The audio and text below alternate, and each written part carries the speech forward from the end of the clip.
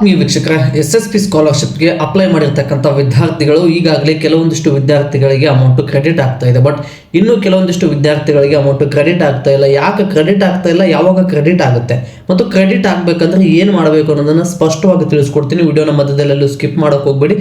ಇದರ ಜೊತೆಗೆ ಕೆಲವೊಂದಿಷ್ಟು ವಿದ್ಯಾರ್ಥಿಗಳು ಕಮೆಂಟ್ ಕೂಡ ಮಾಡ್ತಾ ಇದ್ದಾರೆ, ನಮ್ಮದು DBT ನೋ ಅಂತ ತೋರಿಸ್ತಾ ಇದೆ, ಇನ್ನು ವೆರಿಫಿಕೇಶನ್ ಕಂಪ್ಲೀಟ್ ಆಗಿಲ್ಲ. ಮತ್ತು ಇದರ ಜೊತೆಗೆ ಈಗಾಗಲೇ ಅಮೌಂಟ್ ಕ್ರೆಡಿಟ್ ಆಗಿದೆ, ಬಟ್ ಹಾಫ್ ಅಮೌಂಟ್ ಕ್ರೆಡಿಟ್ ಆಗಿದೆ, ರಿಮೈನಿಂಗ್ ಅಮೌಂಟ್ ಯಾವಾಗ ಬರುತ್ತೆ. ಮತ್ತು ಇನ್ನೂ ಕೆಲವೊಂದಿಷ್ಟು ವಿದ್ಯಾರ್ಥಿಗಳು ಕಮೆಂಟ್ ಮಾಡ್ತಾ ಇದ್ರಿ, ನಮ್ಮದು SSP ಸ್ಕಾಲರ್ಶಿಪ್ಪು 60% ಲೆಸ್ ದೆನ್ ಇದೆ ಅಂತೇಳಿ ರಿಜೆಕ್ಟ್ ಮಾಡಿದ್ದಾರೆ, ನಮ್ಮದು 60ಕ್ಕಿಂತ ಜಾಸ್ತಿ ಅಂಕವನ್ನು ಪಡೆದಿದ್ದೀವಿ ಅಂತೇಳಿ ಕಮೆಂಟ್ ಮಾಡಿದ್ರೆ ಈ ವಿಡಿಯೋದಲ್ಲಿ ನಿಮಗೆ ಸ್ಪಷ್ಟವಾಗಿ ತಿಳಿಸ್ಕೊಟ್ಬಿಡ್ತೀನಿ. ಮೊದಲಿಂದ ಸ್ನೇಹಿತರೆ, ನೀವೇನಾದರೂ 60%ಕ್ಕಿಂತ ಕಡಿಮೆ ತಗೊಂಡಿದ್ರೆ SSP ಸ್ಕಾಲರ್ಶಿಪ್ಪು ನಿಮಗೆ ಅಮೌಂಟು ಬರೋದಿಲ್ಲ.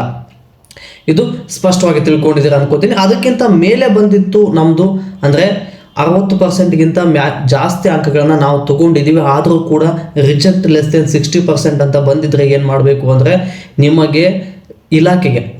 ನಿಮ್ಮ ಇಲಾಖೆಗೆ ಸಂಬಂಧಪಟ್ಟಿರ್ತಕ್ಕಂಥ ತಾಲೂಕು ಆಫೀಸಲ್ಲಿ ಹೋಗಿ ಒಂದ್ಸಲ ರಿವೆರಿಫಿಕೇಷನ್ಗೆ ಅಪ್ಲೈ ಮಾಡಿ. ರಿವೆರಿಫಿಕೇಷನ್ಗೆ ಯಾವ ರೀತಿ ಅಪ್ಲೈ ಮಾಡಬೇಕು ಅಂದರೆ, ನೀವು ರಿಜೆಕ್ಟ್ ಅಂತ ಏನು ಬಂದಿರುತ್ತಲ್ಲ DBT ಸ್ಟೇಟಸ್ಸು, ಅದನ್ನು ಒಂದನ್ನು ಮತ್ತು ಅಪ್ಲಿಕೇಶನ್ ಹಾಕಿರ್ತೀರಲ್ವ ಅದನ್ನು, ಇವೆರಡನ್ನ ಪ್ರಿಂಟ್ ತೊಗೊಂಡೋಗಿ ತಾಲೂಕು ಆಫೀಸ್ಗೆ ವಿಸಿಟ್ ಮಾಡಿ ಈ ರೀತಿ ಡಾಕ್ಯುಮೆಂಟ್ಸ್ ನಮ್ಮ ಹತ್ರ ಇದ್ದಾವೆ. ಅದರ ಜೊತೆಗೆ ನೀವು ಪ್ರಿವಿಯಸ್ ಇಯರ್ ಮಾರ್ಕ್ಸ್ ಕಾರ್ಡಲ್ಲಿ ಒಂದು ಒರಿಜಿನಲ್ ಮಾರ್ಕ್ಸ್ ಕಾರ್ಡು ಅಥವಾ ಜೆರಾಕ್ಸ್, ಇದೆರಡರಲ್ಲಿ ಯಾವುದಾದ್ರೂ ಒಂದು ತೊಗೊಂಡೋಗಿ ತಾಲೂಕು ಆಫೀಸಲ್ಲಿ ರಿವೆರಿಫಿಕೇಷನ್ಗೆ ಅಪ್ಲೈ ಮಾಡಿ. ವೆರಿಫಿಕೇಷನ್ ಕಂಪ್ಲೀಟ್ ಆದರೆ DDO ಅಪ್ರೂವಲ್ ಕೊಡ್ತಾರೆ. ಅಪ್ರೂವಲ್ ಕೊಟ್ಟರೆ ವಿತಿನ್ 2-3 ವರ್ಕಿಂಗ್ ಡೇಸ್ ಒಳಗಡೆ ನಿಮ್ಮ ಖಾತೆಗೆ SSP ಅಮೌಂಟ್ ರಿಜೆಕ್ಟ್ ಆಗಿದ್ರು ಕೂಡ ಅಮೌಂಟ್ ಕ್ರೆಡಿಟ್ ಆಗುತ್ತೆ. ಬಟ್ ವೆರಿಫಿಕೇಷನ್ ಅವರು ಕಂಪ್ಲೀಟ್ ಮಾಡಲೇಬೇಕು. ಇದು ರಿಜೆಕ್ಟ್ ಆಗಿರ್ತಕ್ಕಂಥ ವಿದ್ಯಾರ್ಥಿಗಳಿಗೆ ಬಂದಿರತಕ್ಕಂಥ ಅಪ್ಡೇಟು. ಇನ್ನು ಕೆಲವೊಂದಿಷ್ಟು ವಿದ್ಯಾರ್ಥಿಗಳು ಕಮೆಂಟ್ ಮಾಡ್ತಾ ಇದ್ರೆ, ನಮ್ಮದು DBT ನೋ ಅಂತ ತೋರಿಸ್ತಾ ಇದೆ, ಏನು ಮಾಡಬೇಕು. DBT ನೋ ಅಂತ ತೋರಿಸ್ತಾ ಇರೋ ವಿದ್ಯಾರ್ಥಿಗಳಿಗೆ ಕರ್ನಾಟಕದ ಹಣಕಾಸು ಇಲಾಖೆಯಿಂದ ಅಮೌಂಟ್ ಇನ್ನೂ ರಿಲೀಸ್ ಆಗಿಲ್ಲ. ರಿಲೀಸ್ ಆಗೋವರೆಗೂ ಅಮೌಂಟು ಕ್ರೆಡಿಟ್ ಆಗೋದಿಲ್ಲ. ಎಸ್ ಅಂತ ತೋರಿಸ್ತಾ ಇತ್ತು ಅಂದರೆ ಆ ವಿದ್ಯಾರ್ಥಿಗಳಿಗೆ ಅಮೌಂಟು ಈಗಾಗಲೇ ಕರ್ನಾಟಕದ ಹಣಕಾಸು ಇಲಾಖೆಯಿಂದ ಫಂಡ್ ರಿಲೀಸ್ ಆಗಿದೆ. ಬಟ್ ವೆರಿಫಿಕೇಷನ್ ಒಂದು ಕಂಪ್ಲೀಟ್ ಆಗಿರಬೇಕು. ಕಂಪ್ಲೀಟ್ ಆದರೆ DDO ಅಪ್ರೂವಲ್ ಒಂದು ಪೆಂಡಿಂಗ್ ಇರುತ್ತೆ. DDO ಅಪ್ರೂವಲ್ ಕೊಟ್ಟರೆ ವಿತಿನ್ 2-3 ವರ್ಕಿಂಗ್ ಡೇಸ್ ಒಳಗಡೆ ನಿಮ್ಮ ಖಾತೆಗೆ ಅಮೌಂಟು ಕ್ರೆಡಿಟ್ ಆಗುತ್ತೆ. ಬಟ್ DDO ಅಪ್ರೂವಲ್ ಕೊಟ್ಟಿಲ್ಲ ಅಂದರೆ ಏನು ಮಾಡಬೇಕು? DDO ಅಪ್ರೂವಲ್ ಯಾಕೆ ಕೊಡ್ತಾ ಇಲ್ಲ? ವೆರಿಫಿಕೇಷನ್ನ ಮೊದಲು ನೀವು ಕಂಪ್ಲೀಟ್ ಮಾಡ್ಕೋಬೇಕು.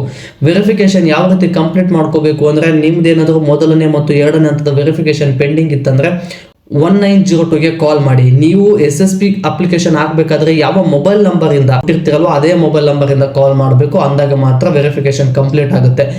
ಕಾಲ್ ಏನಾದರೂ ಪಿಕ್ ಆಗಲಿಲ್ಲ ಅಂದರೆ SSP ಪೋರ್ಟಲನ್ನು ಓಪನ್ ಮಾಡಿದ್ರೆ 3 ಡಾಟೆಡ್ ಲೈನ್ ಮೇಲೆ ಕ್ಲಿಕ್ ಮಾಡಿದ್ರೆ ಅಲ್ಲಿ SSP ಸಪೋರ್ಟ್ ಟೀಮ್ ಅಂತೇಳಿ ಮೇಲ್ ID ಇರುತ್ತೆ. ಆ ಮೇಲ್ IDಗೆ ನೀವು ಅರ್ಜಿ ಹಾಕಿರ್ತಕ್ಕಂಥ ಒಂದು ಪ್ರಿಂಟನ್ನು ಕೊಟ್ಟಿರ್ತಾರಲ್ವ ಆ ಒಂದು ಕಾಪಿಯನ್ನು ಮತ್ತು ನಿಮ್ಮ DBT ಸ್ಟೇಟಸ್ ಇವೆರಡನ್ನ PDF ಮಾಡಿ 2 MB ಒಳಗಡೆ ಆ ರೀತಿ ಸೆಟ್ ಮಾಡಿ ನೀವು ಮೇಲ್ ಮಾಡಿದ್ರೆ ವಿತಿನ್ 2-3 ವರ್ಕಿಂಗ್ ಡೇಸ್ ಒಳಗಡೆ ಅಮೌಂಟು ಕ್ರೆಡಿಟ್ ಆಗುತ್ತೆ.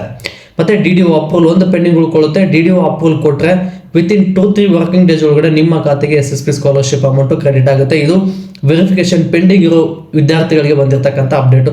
ಇನ್ನು ಕೆಲವೊಂದಿಷ್ಟು ವಿದ್ಯಾರ್ಥಿಗಳು ಫೋನ್ ಮಾಡಿದ್ವಿ, ಫೋನ್ ಪಿಕ್ ಆಗ್ತಾ ಇಲ್ಲ, ಮೇಲ್ ಮಾಡಿ 2-3 ಡೇಸ್ ಆಯಿತು ಅನ್ನೋರಿಗೆ ನಿಮ್ಮದು ಆನ್ಲೈನಲ್ಲಿ ವೆರಿಫಿಕೇಷನ್ ಕಂಪ್ಲೀಟ್ ಆಗಬೇಕು ಅಂದರೆ ಒಂದು ಕಂಡೀಷನ್ ಇದೆ.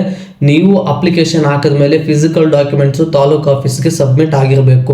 ಅವರು ರಿಸೀವ್ಡ್ ಅಂತೇಳಿ ಆಕ್ಸೆಪ್ಟ್ ಮಾಡಿಕೊಂಡ್ರೆ ಮಾತ್ರ ನಿಮ್ಮದು ಆನ್ಲೈನಲ್ಲಿ ವೆರಿಫಿಕೇಷನ್ ಕಂಪ್ಲೀಟ್ ಆಗುತ್ತೆ. ಏನಾದರೂ ತಾಲೂಕು ಆಫೀಸಲ್ಲಿ ರಿಸೀವ್ ಆಗಿಲ್ಲ ಅಂದರೆ ಆನ್ಲೈನಲ್ಲಿ ವೆರಿಫಿಕೇಷನ್ ಕಂಪ್ಲೀಟ್ ಆಗೋದಿಲ್ಲ. ನೀವು ತಾಲೂಕು ಆಫೀಸ್ಗೆ ನೇರವಾಗಿ ಹೋಗಿ ವೆರಿಫಿಕೇಷನ್ ಕಂಪ್ಲೀಟ್ ಮಾಡಿಸ್ಕೋಬೇಕು ಸ್ನೇಹಿತರೆ. ಮತ್ತು 3ನೇ ಮತ್ತು 4ನೇ ಹಂತದ ವೆರಿಫಿಕೇಷನ್ ಅಂದರೂ ಪೆಂಡಿಂಗ್ ಇದ್ದಂದರೆ ತಲೆ ಕೆಡಿಸ್ಕೊಳ್ಳೋಕೆ ಹೋಗ್ಬೇಡಿ. ಅದರಲ್ಲಿ ಒಂದನ್ನು ಗಮನದಲ್ಲಿ ಇಟ್ಕೊಳ್ಳಿ, ಮಾರ್ಕ್ಸ್ ಕಾರ್ಡನ್ನು ಕ್ಲಿಯರ್ ಆಗಿ ಅಪ್ಲೋಡ್ ಮಾಡಿರಬೇಕು. ಮಾರ್ಕ್ಸ್ ಕಾರ್ಡ್ ಕ್ಲಿಯರ್ ಆಗಿ ಅಪ್ಲೋಡ್ ಮಾಡಿದ್ರೆ ಅಂದರೆ ನಿಮ್ಮ ಪರ್ಸೆಂಟೇಜ್ 60%ಗಿಂತ ಮೇಲಿತ್ತು ಅಂದರೆ DDO ಅವರು ವೆರಿಫಿಕೇಷನ್ ಕಂಪ್ಲೀಟ್ ಮಾಡಿ ಅಪ್ರೂವಲ್ನ ಕೊಡ್ತಾರೆ. ಅಪ್ರೂವಲ್ ಕೊಟ್ಟರೆ ನಿಮ್ಮ ಖಾತೆಗೆ ಅಮೌಂಟು ಕ್ರೆಡಿಟ್ ಆಗುತ್ತೆ. ಇದು ಬಂದಿರತಕ್ಕಂಥ ಅಪ್ಡೇಟ್. ಇನ್ನು ಕೆಲವೊಂದಿಷ್ಟು ವಿದ್ಯಾರ್ಥಿಗಳು ನಮಗೀಗಾಗಲೇ ಅಮೌಂಟು ಕ್ರೆಡಿಟ್ ಆಗಿದೆ, ಬಟ್ ಹಾಫ್ ಅಮೌಂಟ್ ಕ್ರೆಡಿಟ್ ಆಗಿದೆ, ರಿಮೈನಿಂಗ್ ಅಮೌಂಟ್ ಯಾವಾಗ ಬರುತ್ತೆ ಅಂತೇಳಿ ಕಮೆಂಟ್ ಮಾಡ್ತಾ ಇದ್ರಲ್ಲ, ಇವರಿಗೆ ನಿಮ್ಮ DBT ಸ್ಟೇಟಸನ್ನು ಚೆಕ್ ಮಾಡಿದಾಗ ಎಷ್ಟು ಅಮೌಂಟು ಶೋ ಆಗ್ತಾ ಇತ್ತು ಅಷ್ಟು ಅಮೌಂಟು ಕ್ರೆಡಿಟ್ ಆಗಿದ್ದರೆ ರಿಮೈನಿಂಗ್ ಅಮೌಂಟು ಯಾವುದೇ ಕಾರಣಕ್ಕೂ ಬರೋದಿಲ್ಲ. ಆದರೆ ಎಕ್ಸ್ಪೆಕ್ಟೇಷನ್ ಕೂಡ ಮಾಡೋಕ್ಕೆ ಹೋಗಬೇಡಿ.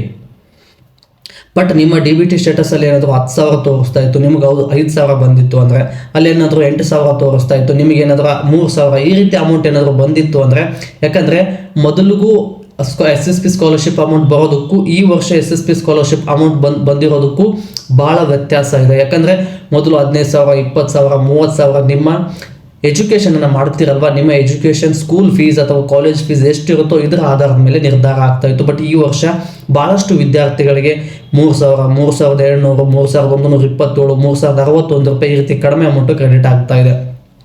ರಿಮೈನಿಂಗ್ ಅಮೌಂಟ್ ಕ್ರೆಡಿಟ್ ಆಗುತ್ತೋ ಇಲ್ಲೋ ಅನ್ನೋದ್ರ ಬಗ್ಗೆ ತಿಳ್ಕೊಳ್ಳೋದಾದ್ರೆ ನಿಮ್ಮ DBT ಸ್ಟೇಟಸಲ್ಲಿ ಎಷ್ಟು ಅಮೌಂಟ್ ಮೆನ್ಷನ್ ಆಗಿರುತ್ತೋ ಅಷ್ಟು ಅಮೌಂಟ್ ಕ್ರೆಡಿಟ್ ಆಗಿದೆ, ರಿಮೈನಿಂಗ್ ಅಮೌಂಟ್ ಯಾವುದು ಬರೋದಿಲ್ಲ.